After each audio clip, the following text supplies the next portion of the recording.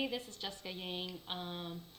Cô tư hai chỗ này chỉ là nằm mò số nằm mò hết buồn trò thì it was gonna tank and thầu cái sai nó nè tí họ bé phá ý không biết họ cái sai nó này tí họ đặc when is actually testing that resistance again which ta chỉ nói nè thì họ bé phá well it went back to bé phá ý.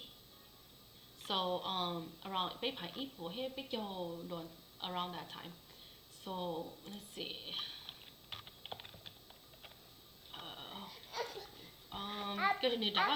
It did go all the way to Bepai Ipo. So this is the best time to you. I don't know if it's gonna go that low, but usually Thursday man who bind down here. And it's just not the day. Usually you have your graph na. Let's see. Okay. Good to know. Okay. So usually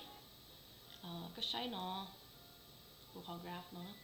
Usually no is about to go down all the way down here. And you thought they're gonna is good too.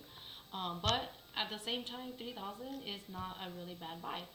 So I still think it's gonna go back down to 2.9 over the weekend. You can hold off and thoughts on but right now it's actually tanking and it's going up a little bit, but it's actually tanking. So be patient.